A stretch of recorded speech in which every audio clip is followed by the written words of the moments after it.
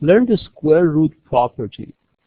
If x and k are complex numbers and x to the power of 2 is equal to k, then x would be either square root of k or x would be equal to minus square root of k.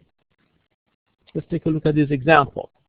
If m squared is equal to 64, by the square root property, m would be either square root of 54 or m is equal to minus the square root of 64. That results into plus or minus 8. So m is equal to square root of 64 or m is equal to minus square root of 64. The solution set is -8 or 8. 3x squared minus 51 is equal to 0. To solve for x, we can add 54 to both sides of the equation. We get 3x squared is equal to 54. Divide both sides of the equation by 3. We get x squared is equal to 18. Now we can use the square root property to solve for this. If x squared is equal to 18, x would be equal to square root of 18, or x would be equal to minus the square root of 18. Notice that we need to simplify this. 18 would be equal to 2 times 9. So if I write square root of 18 as 9 times 2, then square root of 9 times square root of 2 would be equal to square root of 18. Square root of 9 would be equal to 3. So this would be 3 square root of 2, or minus 3 square root of 2, the solution set. Use the square root property in an application. An expert marksman can hold a silver dollar at forehead level, drop it, draw his gun, and shoot the coin as it passes waist level.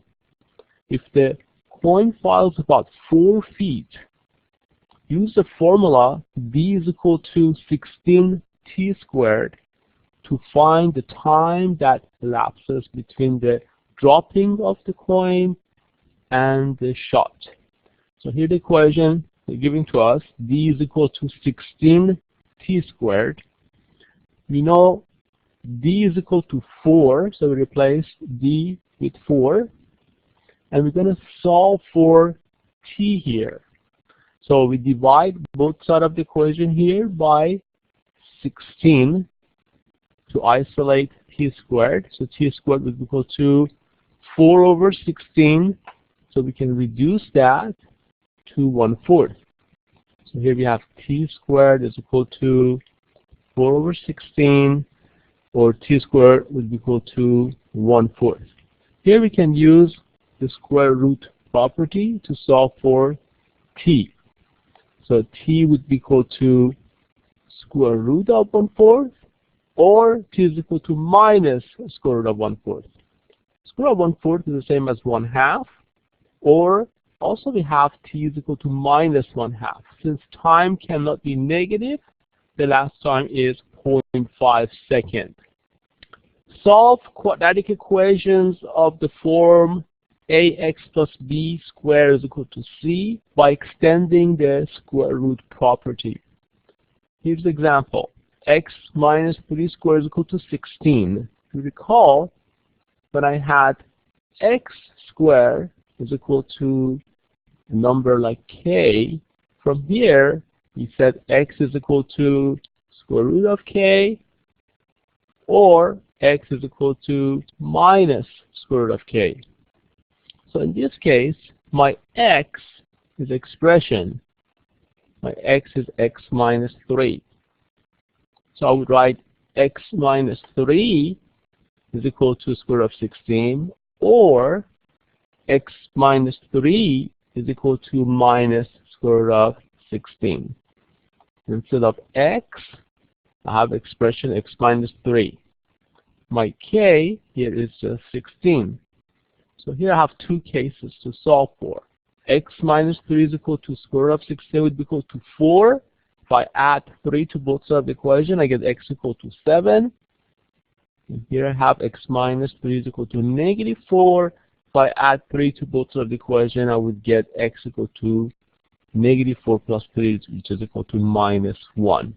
You can check by substituting these solutions into the original equation. If I substitute for each x7, I get 7 minus 3, that gives me 4. 4 squared is 16. That sure enough would be add up to 16. So I can accept 7 as a solution. If I substitute for each x minus 1 or negative 1, I get negative 1 minus 3 equal to negative 4. Negative 4 squared also is equal to 16. So I would have the solution set being minus 1 and 7. Extending the square root property, solve x plus 1 squared is equal to 2. Once again, if x squared is equal to k, we have two solutions here. Either x is equal to square root of k, or x is equal to minus square root of k. So in this case, my x is 3x plus 1. So I would have either 3x plus 1 is equal to radical 2, or 3x plus 1 is equal to minus radical 2. For the first case, I can subtract 1 from both sides of the equation. I get 3x equal to minus 1 plus radical 2. If I divide both sides of the equation by 3, I get my first solution, x equal to negative 1 plus radical 2 over 3. Or 3x plus 1 is equal to minus radical 2. If I subtract 1 from both sides of the equation, I get 3x equal to minus 1 minus radical 2. So here we have x equal to negative 1 minus radical 2 over 3. If I divide both sides of the equation by 3. So I get these two solutions. We show the check for the first value. I would substitute for each x the first result into the original equation. You notice that the 3 reduces to 1. So you get negative 1 plus radical 2 plus 1. So negative 1 and positive 1 add to 0. So we get radical 2 squared is equal to 2. Sure enough, radical 2 squared is equal to 2 is equal to 2. So this first solution checks out. We can also check the second solution the same way.